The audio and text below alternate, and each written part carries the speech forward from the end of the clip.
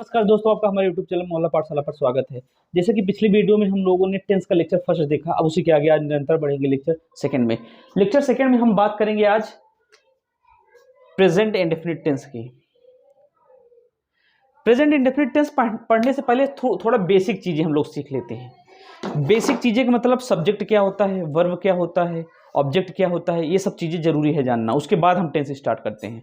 देखो, हर टेंस में एक टेंस में हम 6 सेंटेंस पढ़ेंगे। अब वो 6 सेंटेंस क्या है उसको देखते हैं। मैंने जैसे बताया कि एक टेंस में हम कितने सेंटेंस पढ़ेंगे, 6।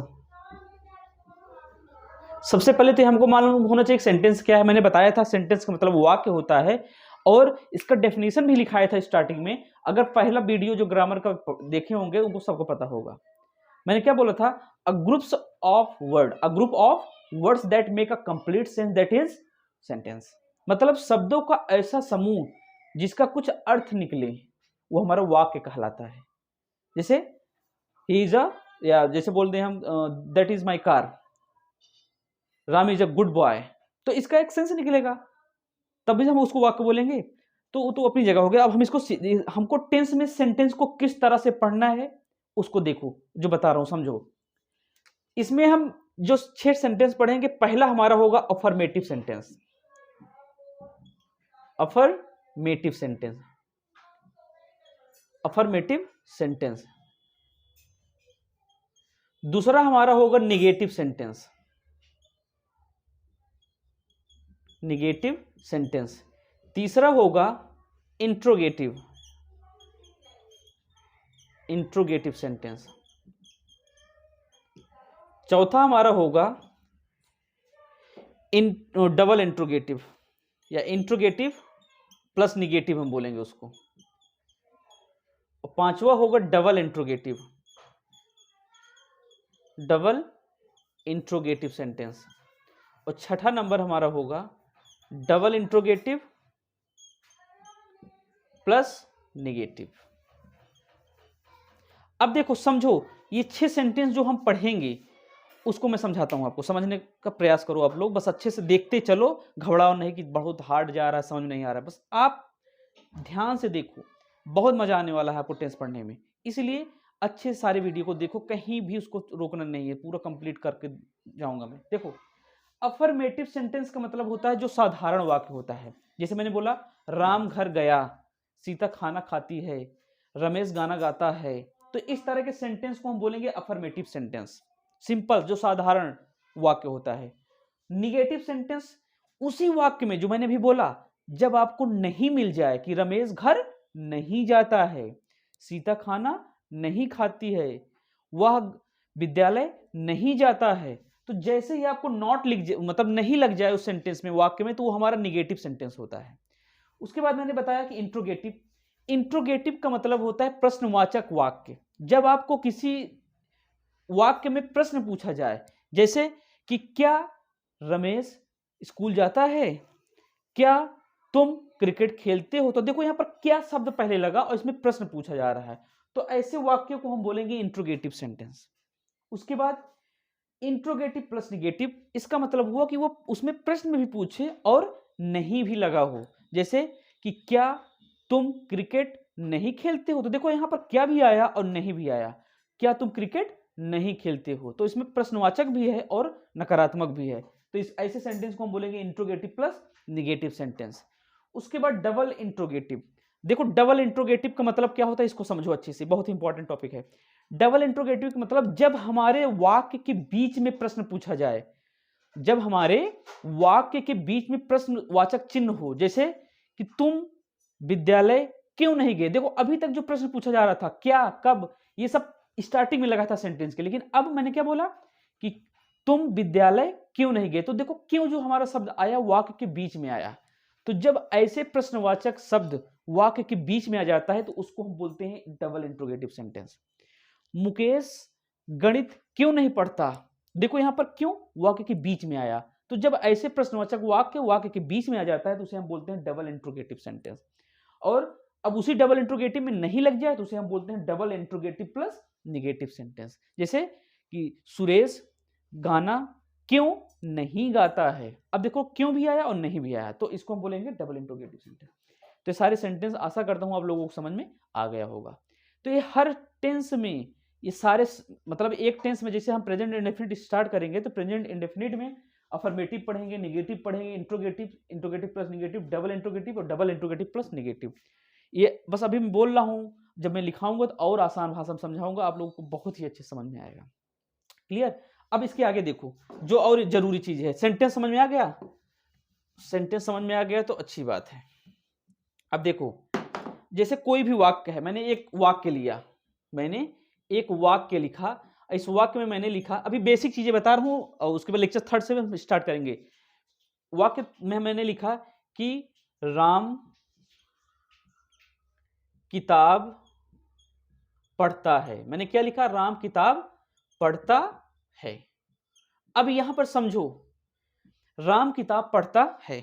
अब हमको यहां पर समझना है कि किताब कौन पढ़ता है, किताब कौन पढ़ता है, तो कौन से जो हमारा जवाब आ जाएगा वो हमारा क्या होता है? वो कर्ता होता है, जिसको हम इंग्लिश में बोलते हैं सब्जेक्ट।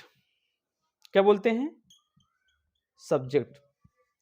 किताब कौन पढ़ता है, तो कौन से हमारा आंसर आया? किताब राम पढ़ता है।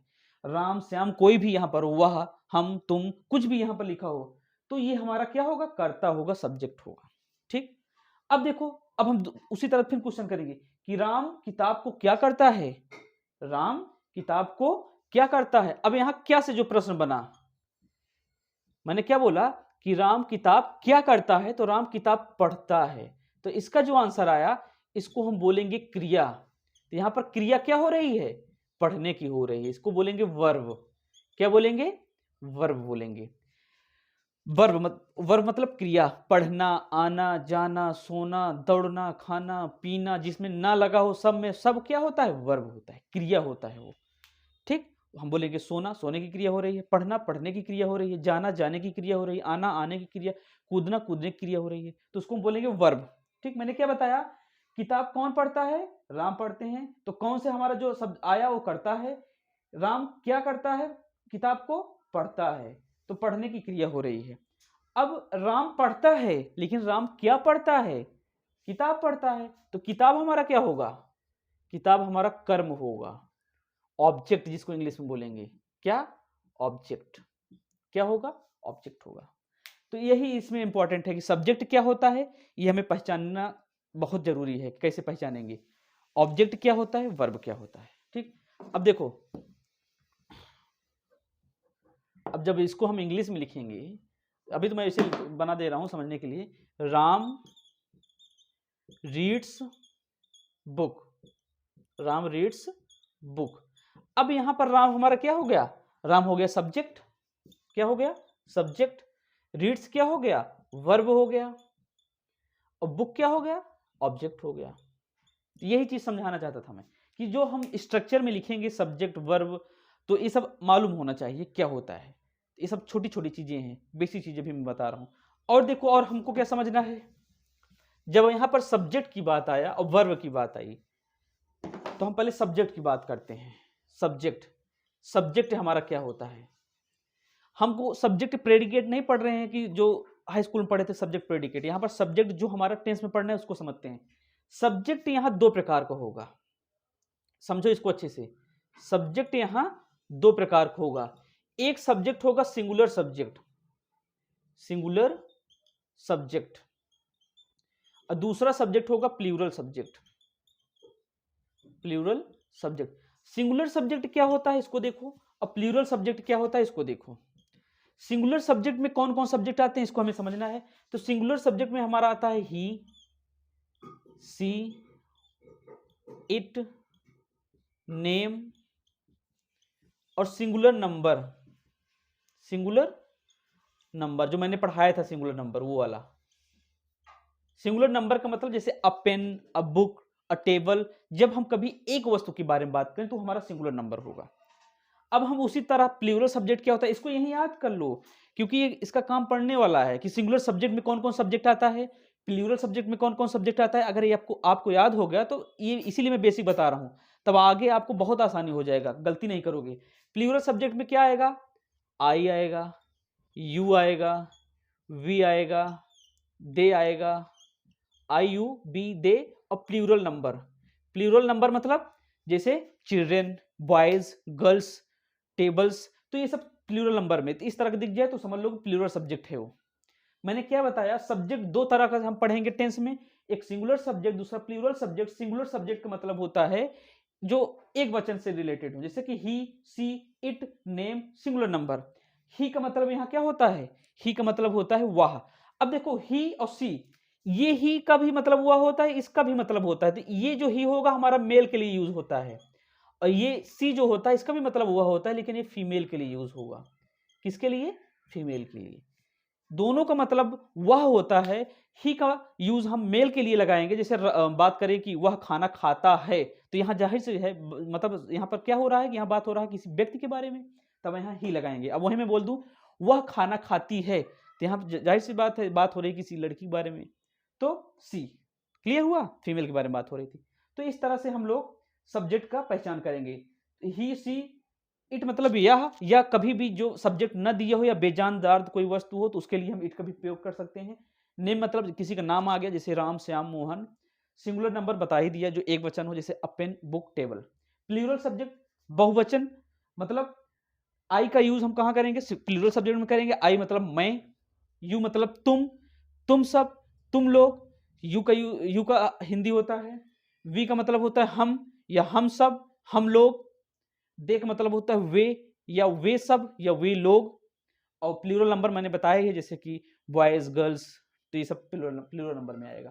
तो ये हम टेंस में सब्जेक्ट इस तरह से पढ़ेंगे। ठीक, तो अब हम लोग जो आगे बचा हुआ है, अभी बेसिक का थोड़ा और बचा है, तो उसको पढ़ा के फिर हम टेंस के में आगे बढ़ेंगे। तो इसको अच्छे से आप लोग समझिए और इसका नोट्स बनाते चलिए। ठीक, थैंक यू सो मच।